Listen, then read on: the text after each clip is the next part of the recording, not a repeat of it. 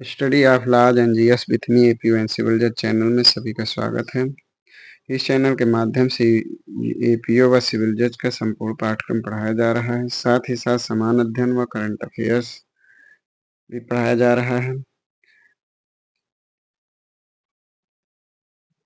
Rajasthan APO के लिए SC/ST act 1989 पढ़ाया जा रहा है। इस एक्ट के धारा 101 से धारा 7 तक के प्रावधान पूर्व के वीडियो में पढ़ाया गया।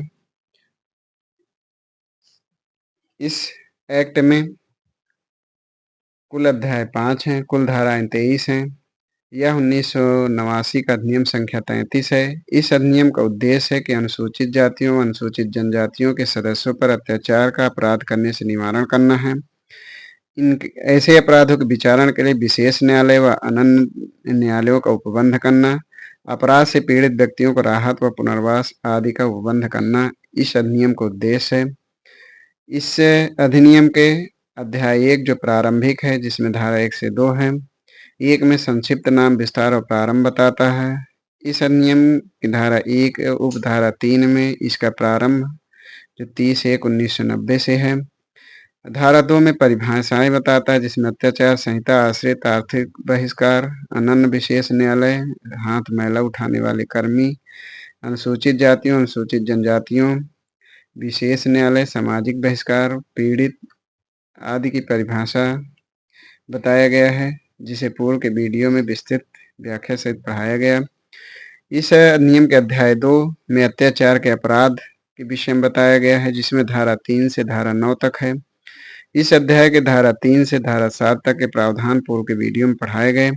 धारा 3 में अत्याचार के अपराधों के लिए दंड बताता है कि ऐसा व्यक्ति जो अनुसूचित जाति, अनुसूचित जनजाति का सदस्य नहीं है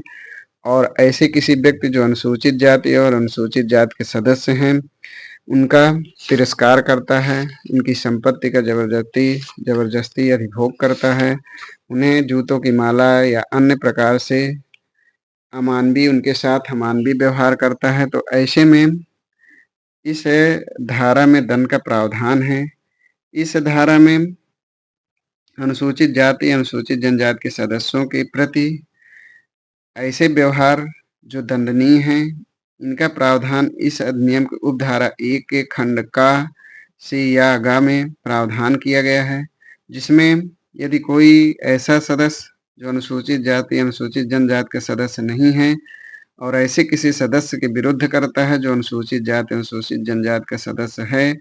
तो इसमें कम से कम सजा का प्रावधान 6 मास से कम नहीं, जो 5 वर्ष तक और जुर्माने का प्रावधान किया गया है।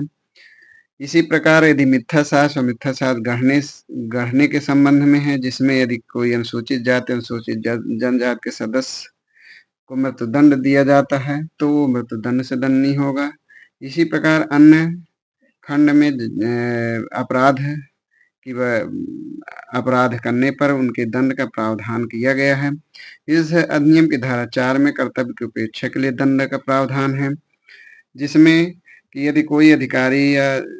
कोई प्राधिकारी अपने कर्तव्यों की उपेक्षा करता है, जिसके इस अधिनियम की उपधारा 2 में ऐसे अधिकारी या प्राधिकारी के कर्तव्य बताए गए हैं, जिनका उल्लंघन करने पर 6 मास से 1 वर्ष तक के कारावास का प्रावधान है। इस धारा के उपधारा 2(3) में बताया गया है कि ऐसे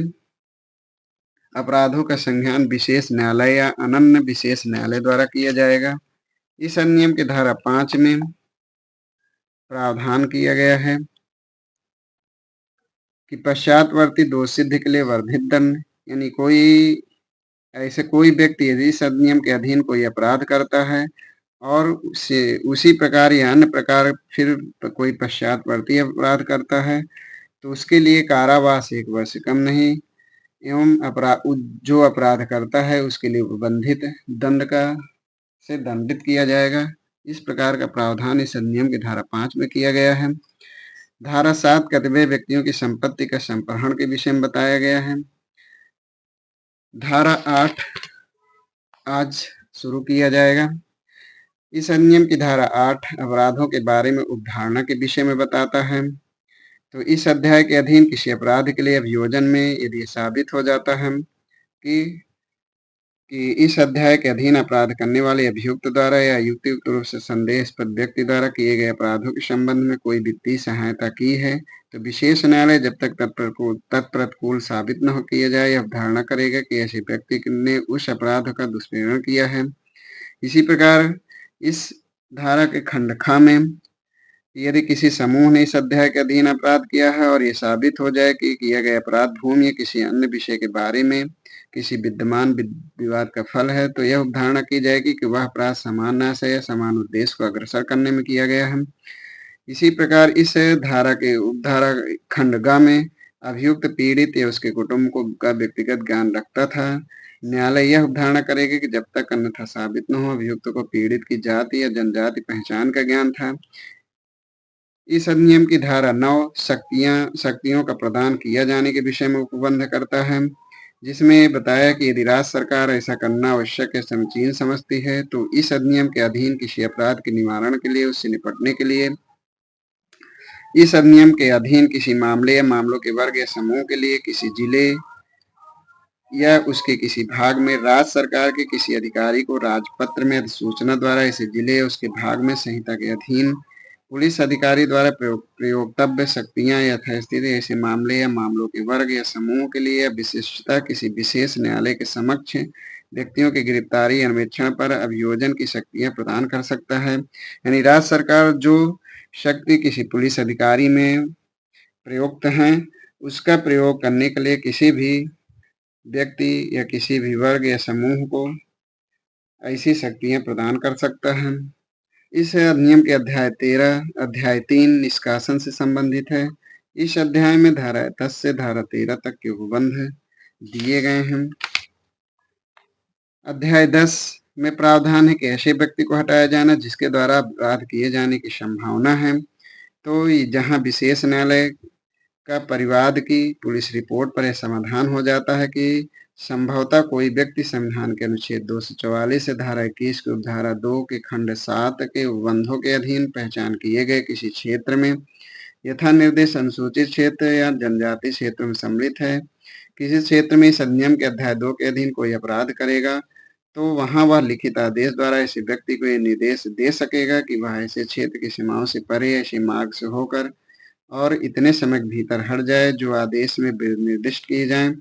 और 3 वर्ष से अनधिक ऐसी अवधि के लिए जो आदेश में निर्दिष्ट किए जाएं उस क्षेत्र में जिसे हट जाने का उसे निर्देश दिया गया है वापस न लौटे। इस अधिनियम में प्रावधान, इस धारा में प्रावधान किया गया है कि यदि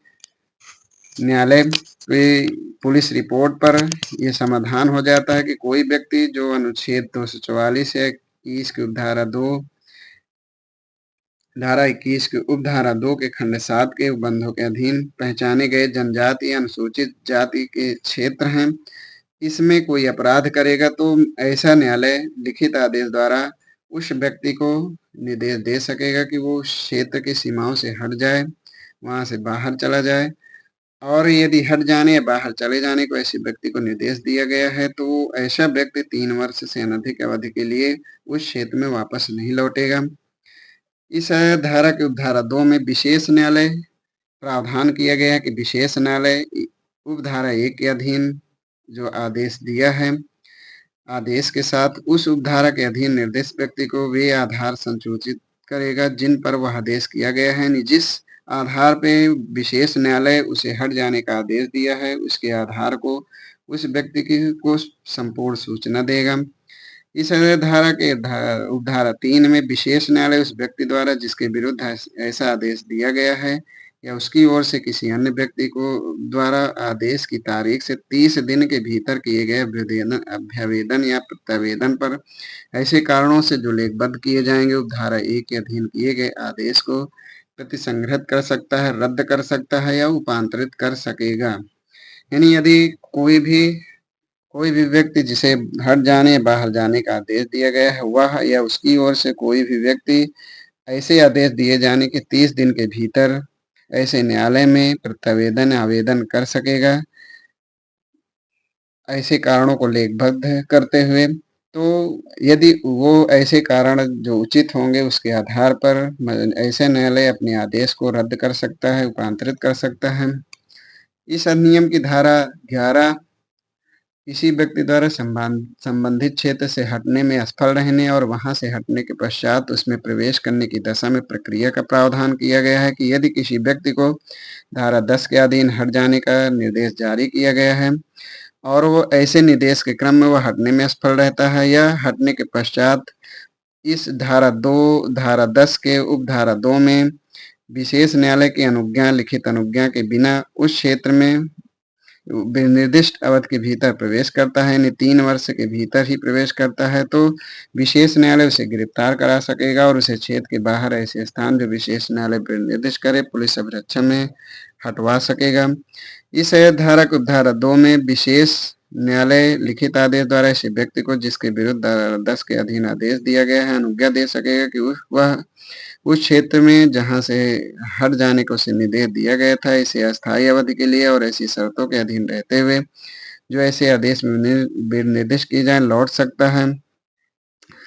और अधिरोपित शर्तों के सम्यक अनुपालन के लिए उससे अपेक्षा कर सकेगा कि प्रतिभू सहित या उसके बिना बंधपत्र निष्पादित करे। इस धारा के उपधारा 3 में विशेष न्यायालय किसी समय ऐसी अनुज्ञा को प्रतिसंहृत कर सकता है, रद्द कर सकता है। इस धारा के उपधारा 5 में यदि कोई व्यक्ति अधिरोपित शर्तों में से किसी का पालन करने या तदनुसार स्वयं को हटाने में असफल रहेगा, इस प्रकार हट जाने के पश्चात ऐसे क्षेत्र में नई अनुज्ञा के बिना प्रवेश करेगा या लौटेगा तो विशेष न्यायालय उसे गिरफ्तार करा सकेगा। उसे क्षेत्र के बाहर ऐसे स्थान को जो विशेष न्यायालय निर्दिष्ट करे पुलिस अभिरक्षा में हटवा सकेगा। इस अधिनियम के उपधारा 12 में प्रावधान है कि ऐसे व्यक्ति को जिसके विरुद्ध धारा 10 के अधीन आदेश दिया गया है माप और फोटो आदि लेने के संबंध में उपबंध करता है।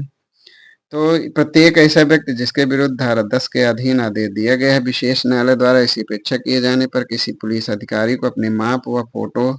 लेने देगा और यदि वह ऐसे माप या फोटो लेने का प्रतिरोध या इनकार करता है तो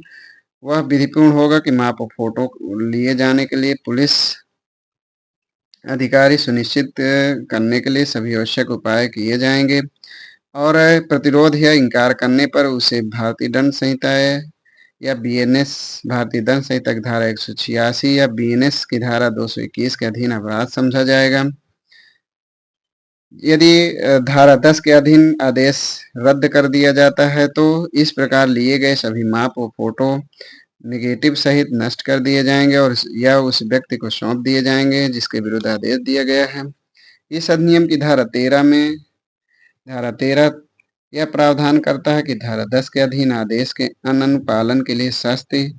यानी इस धारा में बताया गया है कि जो व्यक्ति धारा 10 के अधीन किए गए विशेष न्यायालय के आदेश को उल्लंघन करेगा वह कारावास से जिसकी अवधि 1 वर्ष तक की हो सकेगी और जुर्माने से भी दंडनीय होगा। इस प्रकार आज अध्याय 3 के धारा 10 से अध्याय 3 व अध्याय 2 के धारा 8 से धारा 13 तक के धाराओं का विस्तृत व्याख्या सहित पढ़ाया गया। अगले वीडियो में अध्याय 4 व अन्य धाराओं का विस्तृत व्याख्या सहित पढ़ाया जाएगा। धन्यवाद।